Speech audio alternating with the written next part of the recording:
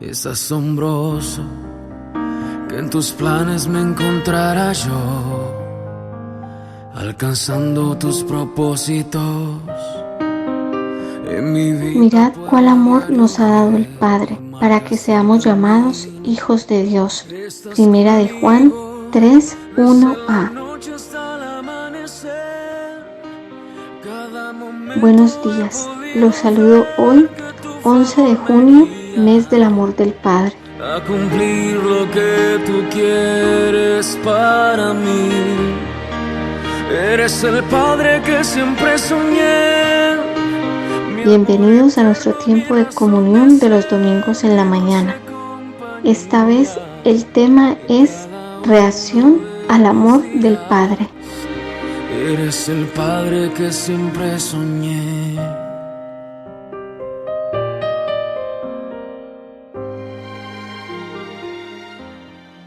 El tema para esta mañana es reacción al amor del Padre. Hace 8 días nuestro tema fue el amor del Padre engendra. Vimos como una muestra muy grande, muy significativa del amor del Padre es que Él engendra, Él nos engendra. Eso quiere decir que nos ha hecho sus hijos. Tenemos la vida de Dios. Somos engendrados por el Padre Celestial. Tenemos la vida de Dios. Somos hijos de Dios. Eso no es una metáfora, es literal. Tenemos la vida de Dios. Esa vida es una vida eterna, es una vida indestructible. Esa vida ya la tenemos. ¿Desde cuándo tenemos esa vida? Esa vida no la tenemos desde que nacemos. Desde que nacemos naturalmente no. Esa es una de las principales mentiras que yo he podido conocer. Entonces, como las personas piensan que nacen de Dios, cuando nacen naturalmente, entonces piensan que todos sus asuntos ya están resueltos, y no es así. La Biblia es muy clara en mostrar la diferencia de esos dos nacimientos, particularmente en Juan capítulo 3, se muestra la diferencia. Una cosa es el nacimiento natural por obra de nuestros padres, y otra cosa es el nacimiento espiritual, que es obra de Dios. El nacimiento espiritual es literalmente tener la vida de Dios, ser engendrado de Dios. Y eso solamente es posible como se explica aquí mismo en el capítulo 3 de Juan. Y en muchos otros apartes, como lo hablamos hace 8 días, principalmente mirando primera de Juan capítulo 3. Eso es posible solamente cuando la persona cree en Jesús como el Hijo de Dios, como el Salvador del mundo, como aquel que murió por nuestros pecados y que al tercer día resucitó de entre los muertos. Cuando alguien cree eso, entonces nace de nuevo. Su espíritu que estaba muerto nace en un nuevo nacimiento. Es un nacimiento espiritual. Tiene ya en él la vida de Dios. Literalmente, a su espíritu viene a vivir Dios y se hace vida para esa persona. Hace 8 días vimos entonces que el amor del Padre engendra. Hoy vamos a ver la reacción que debemos tener, la reacción al amor del Padre. Para esto vamos a abrir inicialmente en Primera de Juan capítulo 4. Miremos los versos 7 y 8. Primera de Juan capítulo 4 versos 7 y 8 dice: Amados, amémonos unos a otros, porque el amor es de Dios.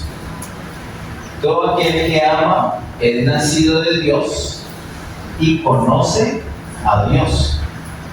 El que no ama no ha conocido a Dios, porque Dios es amor.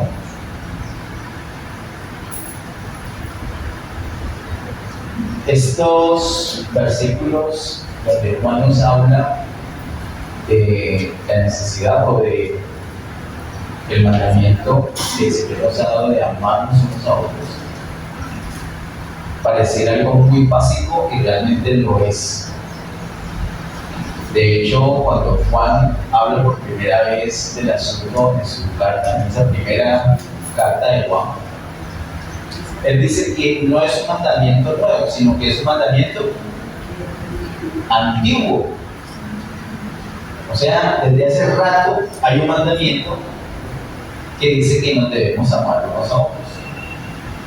Sin embargo, él dice, y cuando dice eso pareciera contradecirse, dice, sin embargo, sí les doy un mandamiento nuevo,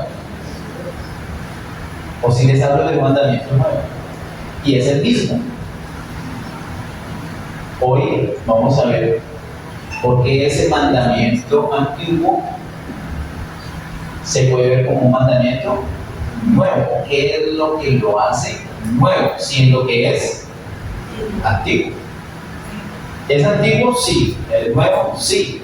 ¿Cómo? ¿Qué sentido tiene eso? Vamos a procurar ver eso hoy.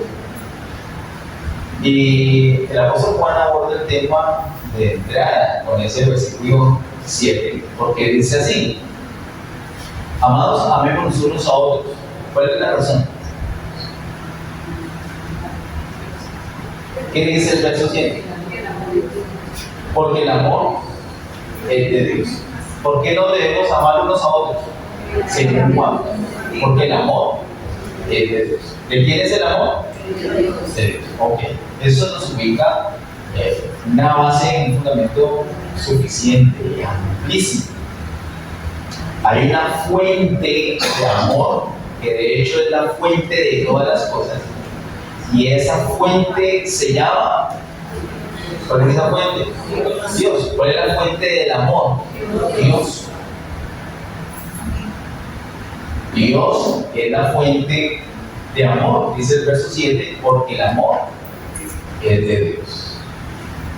Todo aquel que ama es nacido de Dios y conoce a Dios. Todo aquel que ama tiene dos cosas ya.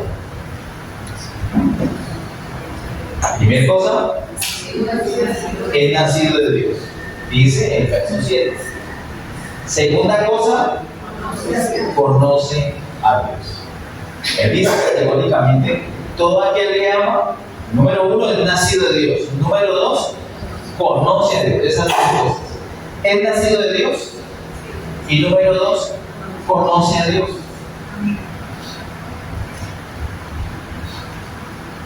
Es nacido de Dios, lo vimos hace 8 días y lo repetí ahorita al inicio. ¿Cómo nace alguien de Dios? ¿Cómo es engendrado? Creyendo en Jesús como el Salvador, como el Hijo de Dios. Cuando la persona ha creído en Cristo como Señor y Salvador, ya tiene la vida, ya es nacido de Dios, ya tiene todo lo que requiere para vivir. Todo. Mientras que una persona no le haya sucedido eso, le falta todo para vivir. De hecho, no tiene vida.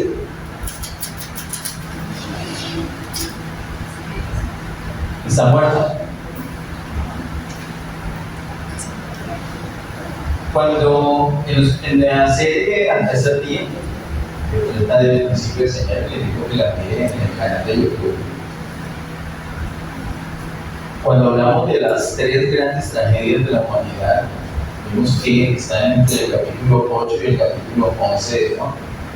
Y son en su orden, ¿recuerdan?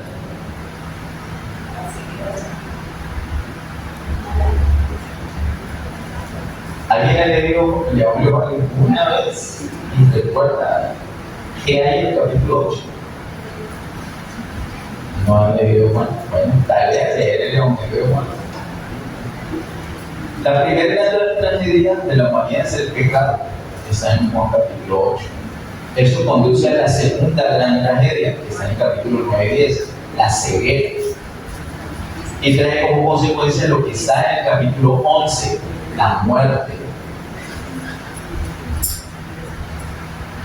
De tal manera que las personas que están sin Cristo no solamente tienen un problema con el pecado, también tienen un problema con la ceguera y también tienen un problema con la muerte. ¿Qué necesita una persona que tiene problemas con los pecados?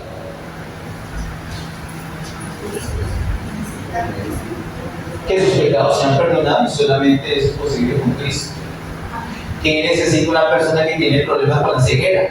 Recobrar la vista, y eso solamente es posible con Cristo. ¿Y qué necesita una persona que tiene problemas con la muerte? Necesita vida, y Cristo es la vida. El Evangelio nos enseña que Cristo viene para satisfacer esas necesidades, pero nos hemos enfocado en que Él perdona nuestros pecados y ya. Él no solamente perdona nuestros pecados, Él también resuelve nuestro problema de muerte porque nos da vida. Nos da vida. Si pensamos que solamente resuelve el problema de nuestros pecados, entonces mientras que permanecemos sin cometer pecado o si no tenemos conciencia de ellos, vamos a estar tranquilos, pero no necesariamente estamos disfrutando la vida. Tenemos que ser conscientes que Él no solamente viene a perdonar nuestros pecados, sino a darnos vida. Y dice entonces dos cosas acerca de la persona que ama. Número uno, es nacido de Dios, y número dos, conoce a Dios. Lo primero es ser nacido de Dios. Cuando nace de Dios, ya, como les he dicho, tiene todo para vivir. Tiene la posibilidad de conocer a Dios.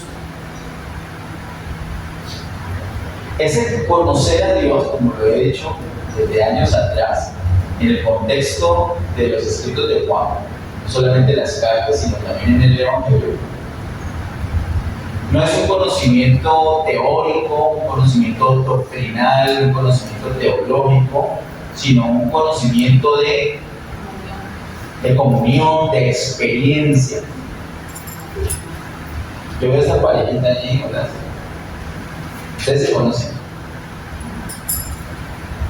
Han charlado. ¿Han ido al cine juntos? ¿Han paseado juntos? Esas actividades, ese compartir, permite que dos personas se conozcan.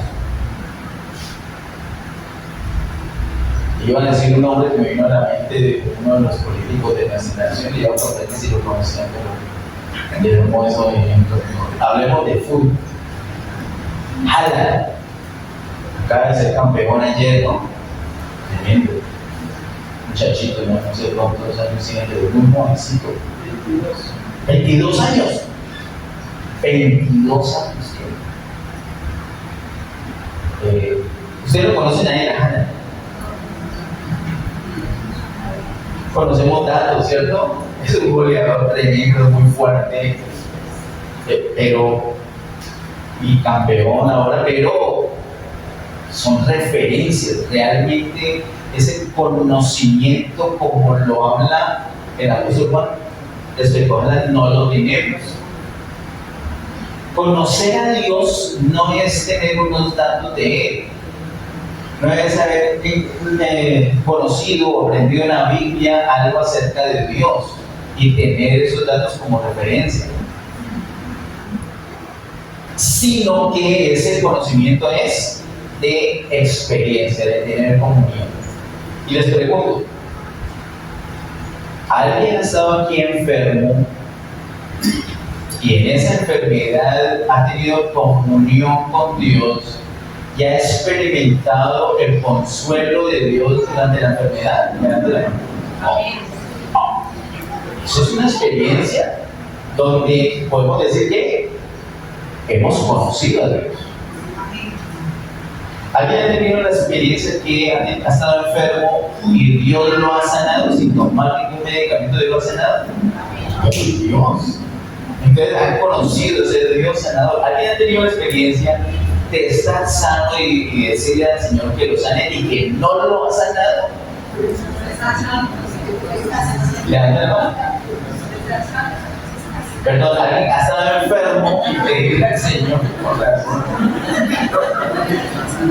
Alguien ha estado enfermo y le ha pedido al Señor que le sane y no le ha sanado. Levante la mano. ¿Les ha faltado fe o qué? ¿No les ha faltado fe? Dios no lo ha sanado y eso ha sido una oportunidad ¿para qué? Para conocer a Dios. Es que ese discursito que siempre que oran sanan, ni siquiera está en la Biblia y se cae por su propio peso. Eso trae mucha frustración a las personas que no son sanas. Trae engaño. El Señor, más que nuestro sanador, es nuestra vida.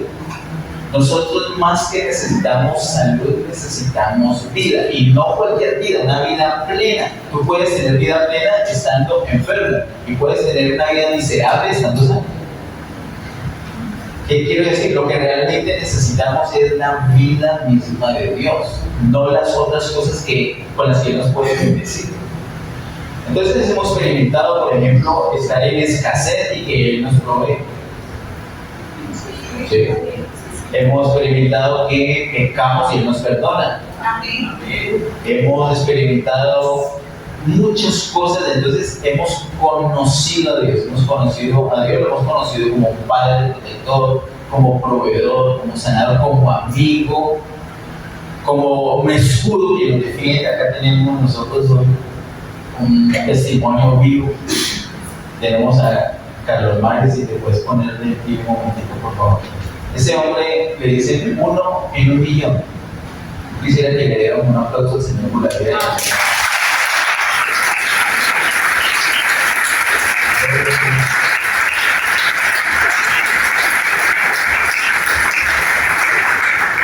Gracias, Román.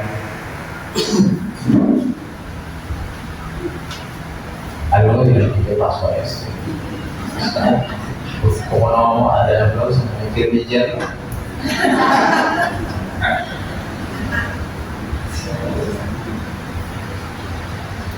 Que juntamente con otros fue violentamente agredido después de que salimos de aquí, del taller,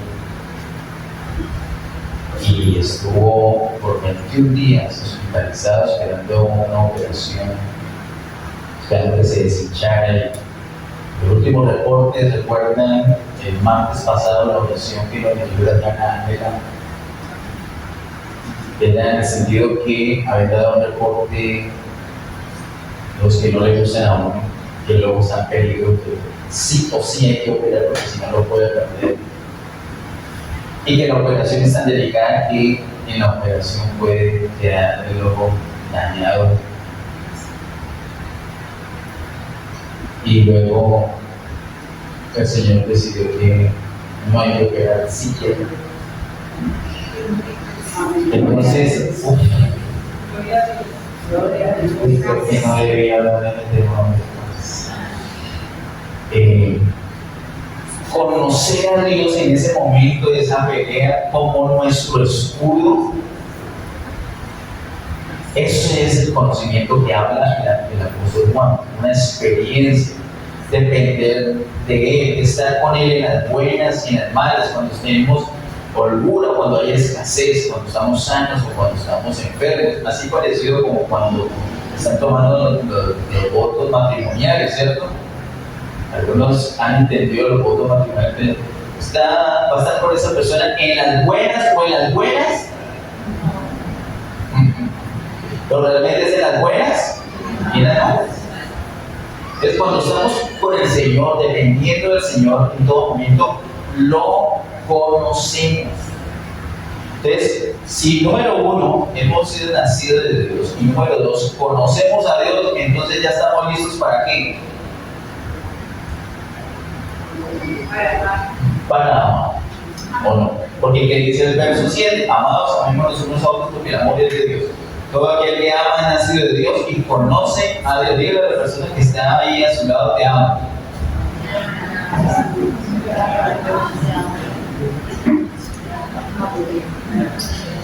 De pronto si hicieron un ejercicio de los de por acá, los que de pronto ni se conocen el nombre ni se han saludado, que diga a la persona que se trata de usted.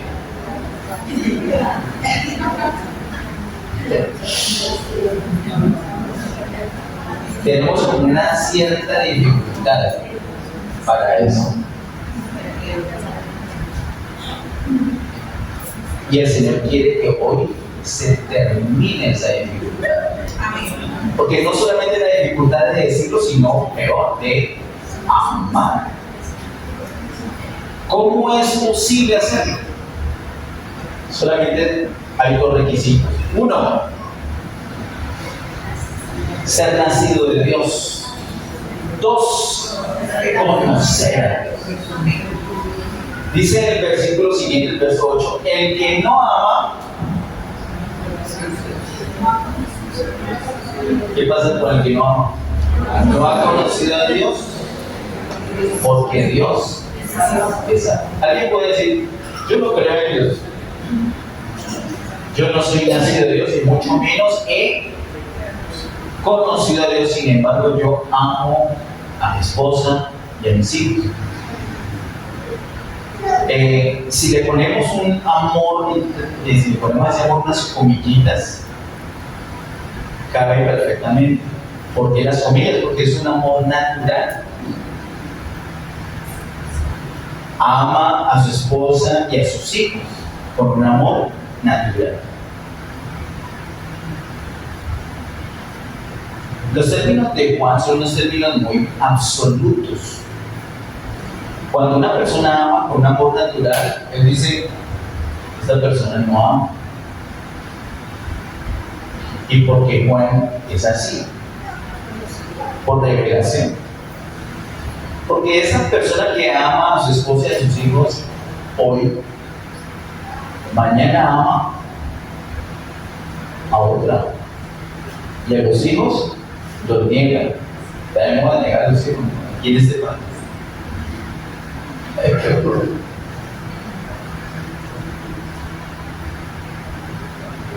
¿O no? Sí. Y así como a una le digo te amo hasta la muerte, después ya ama a una segunda, tercera, cuarta, quinta, sexta, séptima, hasta la muerte. Y no es así, y la persona no se quiere mentir. Lo que pasa es que está amando con un amor humano que es no solamente imperfecto, sino temporal. Diga temporal.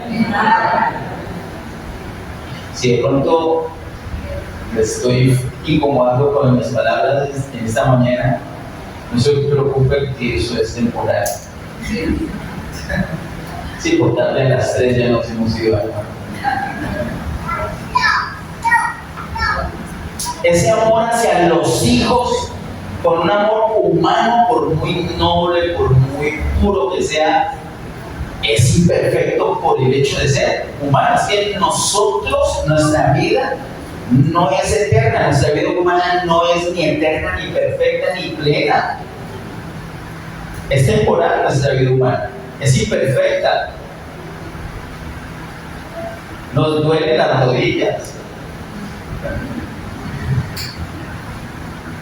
Algunos de los jóvenes, cuando yo veo dolor de rodillas, no entienden. Espere un poquito, espere unos años.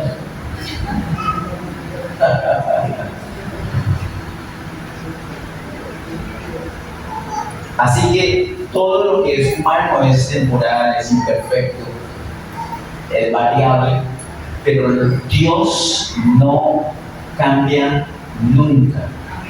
Y lo que es de Dios no cambia nunca, es pleno y es eterno.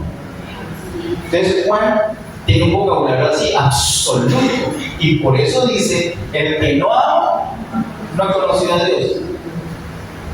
¿Por qué? Porque Dios es amor. Miren que hay dos requisitos para poder amar. Número 1, ¿qué dice el verso 7? Diga, número 1, ser nacido de Dios. Dígalo para que quede muy bonito en el audio que seguimos en YouTube. Número 1, ser nacido de Dios. Número 2, conocer a Dios. Ahora, ¿cuál es el problema en el verso 8? ¿Los dos o uno de los dos?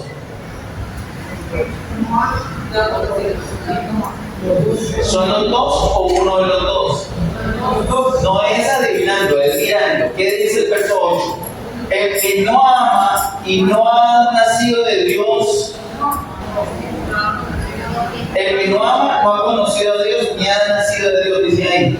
Perfectamente, dice las dos cosas. ¿Qué dice el verso 8? Pero le digo, no es adivinando leyendo. ¿Cuál es el problema del verso 8? No ha conocido a Dios. Como no ha conocido a Dios, entonces ¿qué pasa con esa persona? No ama. ¿Qué necesita esa persona? Número uno, nacer de Dios. Número 2, el verso 8 sugiere que una persona puede tener el requisito 1 y no el 2. Si aquí entre abogados no entendemos. O sea que aquí pueden haber personas que creen en el Señor, que tienen vida eterna, pero que sin embargo no tienen esa comunión con Dios. Es decir, no han conocido a Dios. Por lo tanto, no aman. Vuelvo a decir, si lo hacen es con un amor netamente humano, que mañana puede cambiarse. Amén. Amén. Esos dos versículos, 7 y 8, con eso ya tendríamos para irnos hoy a meditarlos y a ponerlos en práctica. Necesitamos urgentemente, número 1, nacer de Dios. Listo, ya está resuelto, creemos en Dios, ya tenemos la vida de Dios, ya nacimos de Dios. Número 2, ahora tenemos que forzar. Tenemos que experimentarlo todos los domingos, y los lunes, y los martes, y los miércoles, y los jueves, y los viernes, y los sábados. Aquí en ese salón, fuera de ese salón, en mi casa, en donde esté, tenemos que experimentar, tener comunión con Él para poder conocerlo. Y si he nacido de Dios, si conozco a Dios, entonces ya estoy listo, ahora sí, para amar, porque no es con el amor natural mío, sino con el amor de Dios. ¿Y por qué razón? Empezando el versículo 7, lo vimos, porque el amor es de Dios. No hay otra forma. Yo los voy a amar. Entonces yo tengo dos opciones. Puedo amarlos con mi amor natural.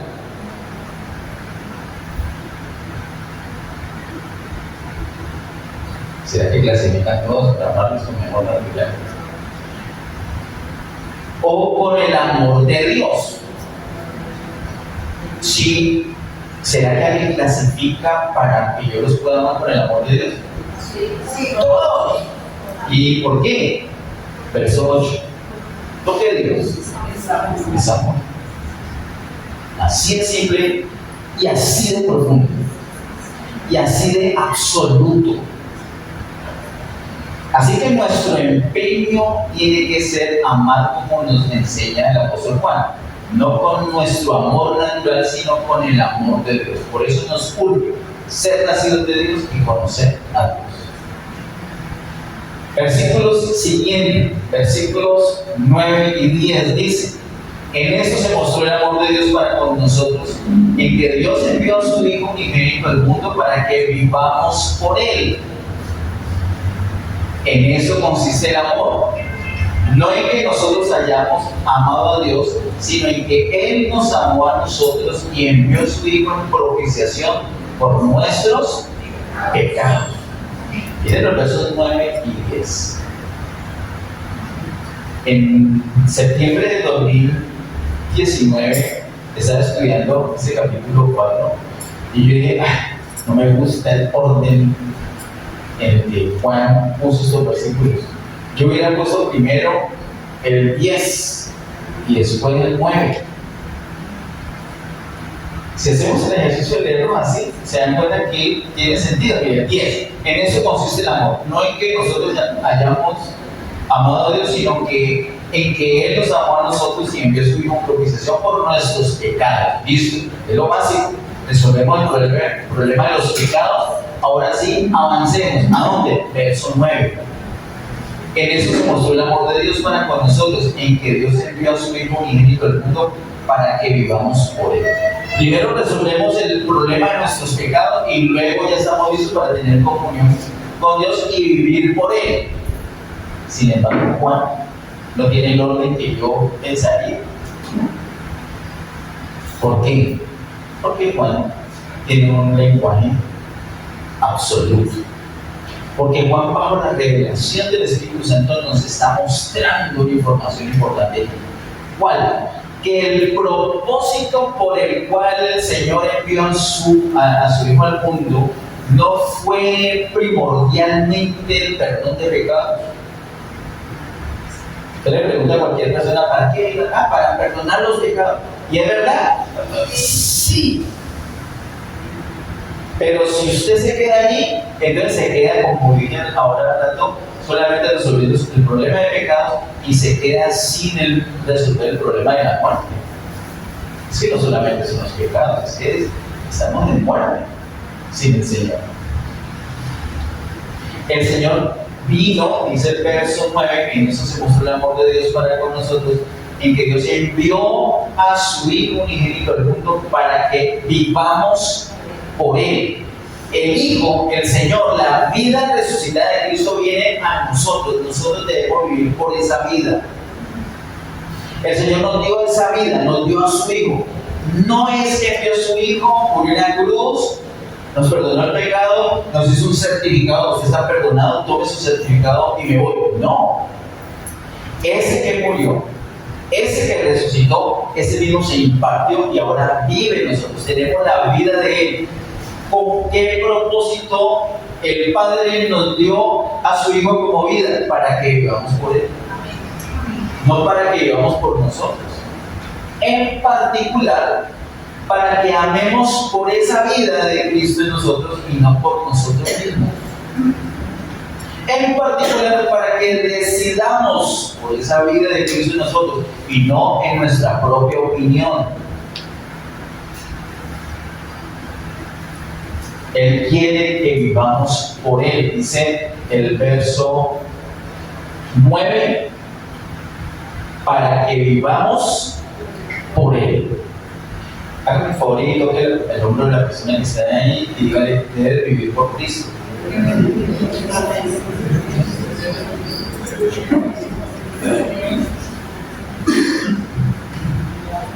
Ese es el mismo evangelio de nosotros. Es el mismo evangelio, sino que es más profundo. ¿Cuál es el más fácil, el más básico, el más natural, el más superficial? Lo que dice el verso 10.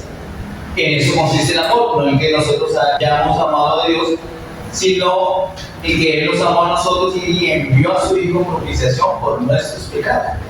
Lo básico, lo que no ya saben. Pero es mucho más que eso. Sí, nos perdonan los pecados, sí, gracias a Dios. Pero no solamente se resuelve el problema de nuestro pecado, también resuelve el problema de nuestra muerte. Nosotros no tenemos que estar muertos, porque ahora ya tenemos la vida de Dios para que vivamos por Él. ¿De acuerdo? Bien.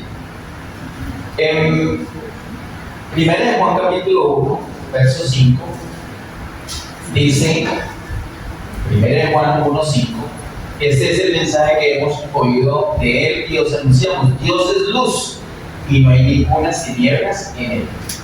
1 Juan 1, 5 dice que Dios es luz. Y en el capítulo 4, verso 8 vimos que Dios es amor. Así que Dios es luz y Dios es amor. No dice Dios tiene, sino que Dios es tanto luz como amor. Eso habla de su naturaleza. La naturaleza de Dios es amor. La naturaleza de Dios es luz. ¿De acuerdo? Eso es básico tenerlo presente. Aprendimos nosotros, y eso lo hicimos empezando el año, vimos una serie de Juan capítulo 1. También la tenemos en nuestro canal de YouTube, se la recomiendo. En Juan capítulo 1, verso 14, no primera, sino el Evangelio de Juan, un momentico ahí, Juan capítulo 1, verso 14, dice, ya que el Verbo fue hecho carne y habitó entre nosotros y vimos su gloria, gloria como el unigénito del Padre, lleno de gracia y de verdad. Está hablando del Señor Jesús. El Señor Jesús vino lleno de gracia y de verdad. Cuando nosotros tenemos a Cristo, hemos aprendido por el mismo Evangelio de Juan que Él los quiere llevar al Padre. Ahora debemos estar en el Padre. Primero, Cristo, lleno de gracia y de verdad. Teniendo comunión con Cristo, conociendo a Cristo, caminando con Cristo, dependiendo de Cristo, dejando que esa vida crezca en nosotros, entonces podemos disfrutar cada vez más del Padre. Recuerda que el Padre es la fuente. Si disfrutamos de Cristo que está lleno de ¿qué? Gracia y de verdad. Disfrutamos de Cristo lleno de gracia, Él nos lleva al Padre que es la fuente, y el Padre es amor. Es decir, la fuente de la gracia es el amor. Ahora, disfrutando de Cristo, teniendo comunión con Cristo, que es la verdad, está lleno de gracia y verdad, podemos ir a disfrutar de la fuente que es el Padre, y el Padre es luz. Así que la fuente de la verdad es la luz. ¿Qué es el Padre? Cuando se expresa la luz, entonces tenemos la verdad. Antes, cuando estaban en tinieblas, nos ponían la verdad allí y no la veíamos. Pero al manifestarse la luz, tenemos la verdad. Y al manifestarse el amor, tenemos la gracia. Por eso es que Cristo es la manifestación del Padre que es invisible. La manifestación de la luz es la verdad. La manifestación del amor es la gracia. La manifestación del Padre es Cristo. Nosotros ahora con Cristo podemos disfrutar del Padre. Entonces no solamente disfrutamos gracia y verdad, sino también luz y amor. Bueno, vamos a 1 Juan capítulo 4, versos 11 al 13. Y aquí, en esos versos, encontramos el corazón de esta prédica. 1 Juan capítulo 4, versos 11 al 13. Dice: amados, si Dios nos ha amado así, debemos también nosotros amarnos unos a otros. Voy a hacer una pausita antes de que perdamos esa palabra. Amados, si Dios nos ha amado así. ¿Cómo? ¿Qué es lo que he dicho antes? Si Dios nos ama, dándonos a su Hijo. Entonces, si Él nos amó así, debemos amarnos unos a otros. ¿Cómo? ¿Cómo es así? Que nos dio su Hijo. Ya tenemos esa vida. Entonces tenemos que amarnos por esa vida. Dice el verso 11. Verso 12. Nadie ha visto jamás a Dios. Si nos amamos unos a otros, Dios permanece en nosotros y su amor se ha perfeccionado en nosotros. Y otra pausita en el verso 12. ¿Qué es lo que pasa con el amor de Dios según la última parte del verso 12?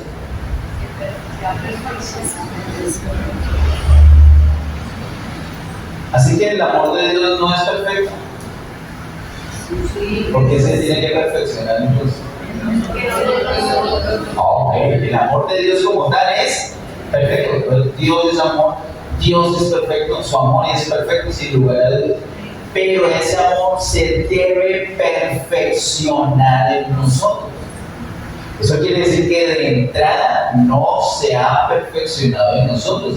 De entrada tenemos el amor de Dios, pero no se ha perfeccionado en nosotros. ¿Cómo hacemos para que se perfeccione? Dice en el verso 12: nadie ha visto jamás a Dios. Si nos amamos unos a otros, Dios permanece en nosotros y su amor se ha perfeccionado en nosotros. Necesitamos que Dios permanezca en nosotros. Por eso la invitación del ayuno es perfeccionándonos en su amor. Ese tiempo de ayuno y oración es para dejar un poco de distracciones y concentrarnos en el Señor, saturarnos literalmente de la vida de Él, para que su amor se perfeccione en nosotros. Todavía no es conforme al título, porque el título del ayuno es perfeccionándonos en el amor. No que el amor se perfeccione, sino que los que se perfeccionan somos nosotros, según el título del ayuno. Ya vamos para allá. Ahorita estamos en otra instancia. ¿Qué instancia? Que para que el amor de Dios sea perfeccionado en nosotros, tenemos que hacer algo. ¿Qué es lo que dice el verso 12? Si nos amamos unos a otros, Dios permanece en nosotros. Hay una práctica. La otra vez estábamos con un hermano acá en el ayuno y recordamos que una vez en el tiempo de oración se pone el velo y de agua. Hermano, fulano, diríjanos en oración. Él no está acostumbrado a orar, entonces, pero muy bien ese martes. Y luego lo cogí ahora aquí con otros hermanos allí de la ayuno. Hermano, diríjanos usted otra vez. Y él empezó, y yo entre todos oramos allí. Igualito es con este asunto del amor. ¿Cuál es la mejor manera para aprender a orar? Orar. ¿Cuál es la mejor manera de aprender a manejar bicicleta? Viendo videos en YouTube. Ni acá y acá y mire acá y acá, ¿cierto? Leyendo, documentándonos todo lo que más podamos de cómo se maneja bicicleta. Así es. No. ¿Qué toca hacer? Ya toca montar bicicleta y nos vamos a caer. Uy, sí, qué horror. Qué horror. ¿Hay otra manera? De pronto, pero no tan efectiva. Es así en el. ¿Cómo vamos a hacer que el amor de Dios se perfeccione en nosotros? Amándonos en nosotros. Muy bien, eso dice el verso 12 ahora.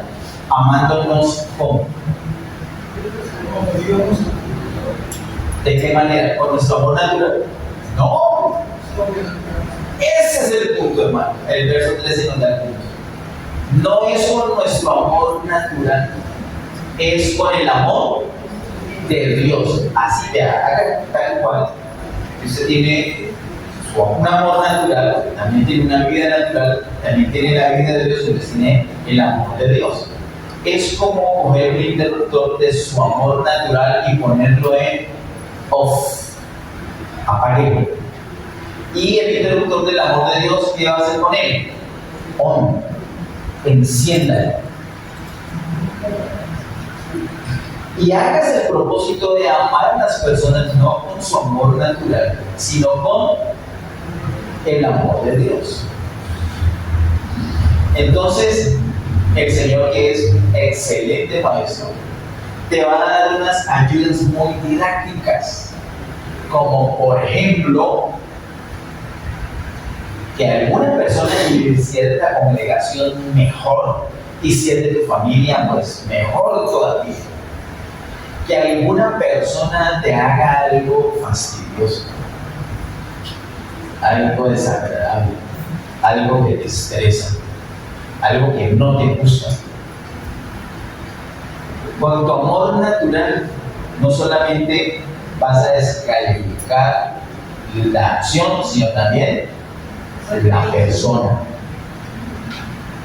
Pero con el amor de Dios, así descalifiques la acción, no descalificas a la persona. Te voy a dar un ejemplo. Aquí entre nosotros hay un tipo de corbata vinonito. Es tipo, a pesar de sus acciones, que Dios no aprueba, que Dios descalifica, a pesar de eso, no ha sido descalificado por Dios. Ese es el amor de Dios. Es un amor incondicional. Con ese amor así es que nosotros debemos amar. Así que debemos amar así como Dios nos ha amado. Un amor incondicional. Un amor que no depende de que la persona haga o no haga. No depende de eso. Depende de dos cosas. Número uno, que hemos nacido de Dios. Y número dos, que conocemos a Dios. ¿Ves? Es muy duro que una persona esté ahí fastidiando. Eso sí, ya me la hizo una vez, o dos o tres veces, y ya no aguanto esa persona. Ese es el amor natural. Entonces, ¿qué tiene que hacer esa persona? ¿Ah? ¿Qué tiene que hacer esa persona? Esa persona siente, me cuesta dificultad amar a todos. Hay unos que es fácil, pero hay unos que no. Ese es el amor que natural. Aquí ya lo está persiguiendo del amor natural. Ese es el que tiene que renunciar. Renuncie a amar con ese amor. No ame con ese amor. Es imperfecto. A esa persona que tanto está amando hoy, que porque es fácil, mañana no la va a amar. ¡Oh, peligro! No ame con ese amor. Ame con el amor de Dios. Sí, pero es muy difícil. Usted no sabe lo que me fastidia esa acción de la persona. Entonces, ¿qué necesita esa persona? ¿Ya ha nacido de Dios? Sí. Ahora, ¿qué tiene que hacer? Conocer a Dios. Se tiene que experimentar más a Dios. Se tiene que saturar de Dios. ¿Te cuesta dificultad amar a todas las personas? Entonces, ora más. Has orado mucho y nada, todavía sigue el problema. Entonces, ayuna. Has ayunado y orado, entonces ayuna y ora más hasta que te satures de Dios, te satures del amor de Dios, y entonces puedes decir, no solamente he nacido de Dios, sino que he conocido a Dios, entonces puedo amar. Esa es la manera, no hay otra. Pero si tú, teniendo el amor de Dios, a veces amas con el amor de Dios, a veces amas con tu amor natural, entonces el amor, ese no va a suceder nunca. La última parte del verso 12, y su amor se ha perfeccionado en nosotros. Jamás se va a perfeccionar el amor. Si a veces sí, a veces no se va a perfeccionar el amor. Tienes que adrede, intencionalmente, enfocarte, que sea tu meta, tu propósito, tu deseo, tu pasión, amar por el amor de Dios. ¿Cuándo? Siempre, que sea lo normal, lo habitual. ¿A quiénes? A todas las personas. Versículo 13. En eso conocemos que permanecemos en Él y Él en nosotros, en que nos ha dado de su Espíritu. Entonces, nosotros no estamos solos. Hágale, usted verá. No, ahí tenemos al Espíritu. Ahí tenemos la vida de Dios. Ese Espíritu es el mismo Espíritu mencionado en el capítulo 2. Es la unción mencionada en el capítulo 2. Es Cristo en resurrección. Es el Espíritu vivificante de la vida de Dios, la que nos permite a nosotros hacerlo. En eso conocemos que permanecemos en Él y Él en nosotros, en que nos ha dado de su Espíritu. Vamos al verso 14 y 15, dice: y nosotros hemos visto y testificamos que el Padre ha enviado al Hijo, el Salvador del mundo. Todo aquel que confiese que Jesús es el Hijo de Dios. Y yo diría un ejercicio, que las personas te completen esa frase, y sobre todo los creyentes, los que ya conocen algo de Dios. Todo aquel que confiese que Jesús es el Hijo de Dios. Eso es lo que dice Juan. Pero normalmente diríamos, no, pues sus pecados son perdonados. Y sí es verdad, nuevamente, pero mire que Juan va más allá. ¿Qué dice Juan? Dios permanece en Él y Él en Dios. Así que la cosa no es, uy, eso está muy grave, está muy complicado. No, mire que el verso 15 nos da una fórmula. ¿Qué fórmula? Todo aquel que confiese que Jesús es el Hijo de Dios, Dios permanece en él y él en Dios. Punto. Pregunto, ¿cuántos de los que están aquí saben que Jesús es el Hijo de Dios? Amén. Ok, levante su mano, bien arriba, su mano derecha bien arriba. Y vamos a confesar que Jesús es el Hijo de Dios. Digamos así, Jesús es el Hijo de Dios. Entonces, hermanos, cada vez que usted tenga una dificultad, usted diga, Jesús es el Hijo de Dios. Literalmente confiéselo.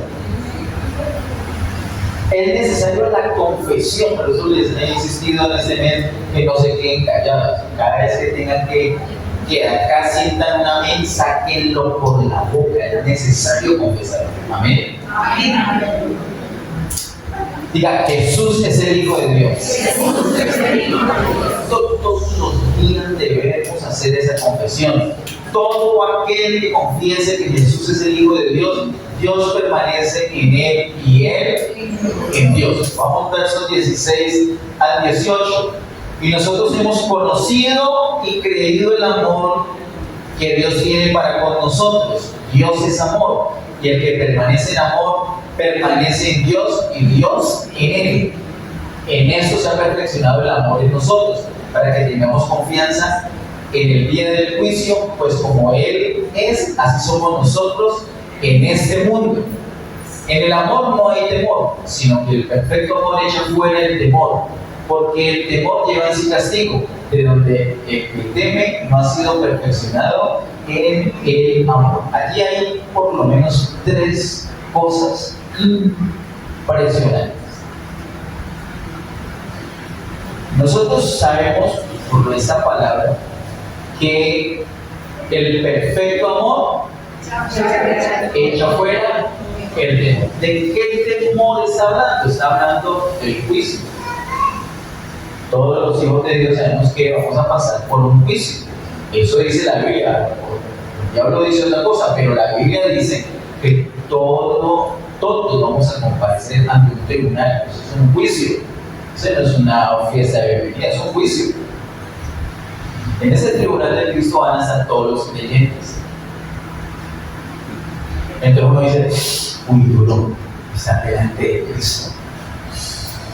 Allí no se va a mirar quién creyó y quién no creyó, porque ahí todos son creyentes, es un juicio para creyentes. El juicio para no creyentes será 1000 años después, eso es otro tema. De ese hemos hablado en otras ocasiones y algún día volveremos a hablar, pero hoy estamos hablando de asuntos que le pasan a los que creen en Dios, a los que creen en Jesús como el Hijo de Dios. Vamos a estar delante del Señor en un juicio, entonces uno puede tener temor. Porque ¿quién de los que está aquí es perfecto en el sentido de que nunca pecó? Nadie. Entonces uno puede tener temor. ¿Qué tenemos que hacer con ese temor? ¿Qué dice la Biblia? ¿Qué dice la Biblia? Ajá, ¿qué es lo que dice acerca de qué dice con ese temor el Señor que nos ha dado para ese temor? El perfecto amor echa fuera el temor. Necesitamos el perfecto amor. ¿Para qué? Para que eche fuera el temor. Entonces, volvemos al punto. ¿Cuál es ese perfecto amor? Es el amor de Dios que ya se ha perfeccionado en nosotros. Volvemos al punto anterior. ¿Cómo hacemos para que se perfeccione? Permaneciendo en el Señor. Por eso no te puedes perder esos 1 a 3 días de ayuno. Es como un espacio que abrimos como iglesia para eso. Y el 19 estará acá juntos. ¿Para qué? Para saturarnos de Dios. No debes vivir en temor. No, que el Señor no vaya a venir hoy porque hoy estoy mal. No podemos andar en temor. ¿Cómo hacemos? El perfecto amor echa fuera ese temor. Nos debemos acostumbrar a amar a las personas con ese perfecto amor, con el amor de Dios. Si nos acostumbramos, si ya se vuelve habitual en nosotros, ese amor es perfeccionado, entonces echar afuera el miedo. Eso es lo número uno de las tres cosas. El otro asunto que está aquí en los versos 16 al 18 es que dice, el verso 16, y nosotros hemos conocido y creído el amor que Dios tiene para con nosotros. Mira que dice primero conocido y después creído. Pues sería como el orden que Orlando Torres pondría: primero creer y después conocer. Pero vuelve y juega, él no cambia de estilo. Recuerden, es una forma absoluta de decir las cosas. Él coge, como se dice, el toro por los cuernos. Acá el propósito del Señor es que lo conozcamos, que lo experimentemos. Por eso le da esa prioridad. En todo el escrito lo vemos. Por eso dice primero, hemos conocido y creído. Recuerden que ese conocer es una experiencia. Cada vez que tengas un problema, aprovecha su taller de conocimiento de Dios. Es una experiencia para aprovechar. Y lo tercero es que dice la última parte, de donde el que teme no ha sido perfeccionado en el amor. ¿Quién es el que se perfecciona según esa última frase? ¿El amor o la persona? La última del versículo 18. De donde el que teme no ha sido perfeccionado en el amor. ¿Se perfecciona el amor o se perfecciona la persona? La persona. Todo es un proceso. ¿Y cómo hace la persona para perfeccionarse?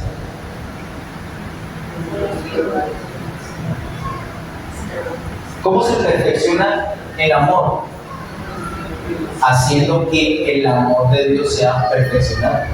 Cuando el amor de Dios es perfeccionado en nosotros, entonces somos saturados de ese amor y el amor nos perfecciona. Esa es la manera. Esa es la manera. Entonces, tenemos, en primer lugar, tenemos que ser nacidos de Dios. En segundo lugar, conocer a Dios. De esa manera, experimentándolo, teniendo comunión con Él, nos saturamos de la vida de Él y su amor es perfeccionado. Nos acostumbramos a amarlas, hacemos el propósito de todos los días y a todas las personas, amarlas con el amor de Dios. Eso trae un resultado. ¿Cuál? Nosotros mismos somos perfeccionados. Y si nosotros somos perfeccionados, vamos al tribunal de Cristo tranquilos, frescos. El año pasado nosotros vimos una escritura de Colosenses 1, 4 al 5 respecto al amor. Nosotros nos amamos, no solamente porque nos caemos bien y nada de eso, sino con el amor de Dios, porque estamos pensando en algo que nos espera. Eso es lo que nos enseña el apóstol Pablo en Colosenses 1, 4 al 5. Para terminar, quiero que miremos estas palabras del apóstol en el verso 19 y 21. Verso 19 y 21 dice: nosotros le amamos a Él. ¿Por qué? Porque Él nos ama primero. Definitivamente nuestro amor a Dios es una reacción. Él nos amó primero. Ahora, Él nos amó. De hecho, Él amó a quién? A todo el mundo. ¿Cómo debemos reaccionar a ese amor? Amándolo a Él. No todos reaccionan así, pero cuando reaccionamos de esa manera, entonces somos muy bendecidos. Versículo 20: si alguno dice yo amo a Dios y aborrece a su hermano, es mentiroso. Pues el que no ama a su hermano, a quien ha visto, ¿cómo puede amar a Dios a quien no ha visto? Entonces, reacciones al amor de Dios. Lo amamos a Él. Si lo amamos a Él, entonces por consiguiente, amamos a los hermanos. ¿De acuerdo? Y verso 21, y nosotros tenemos este mandamiento de el que ama a Dios, ame también a su hermano. ¿Cuántos aman a Dios? Por favor, si hay alguno de los que está aquí no ama a Dios, quédese sentado un momento. Vamos a hacer un ejercicio vamos a ayudar. Hay personas que no aman a Dios, están todos su derecho. Vamos a ayudarles en esta mañana. Si me pueden conseguir unas piedras allá atrás. No, ya, todo está muy bien.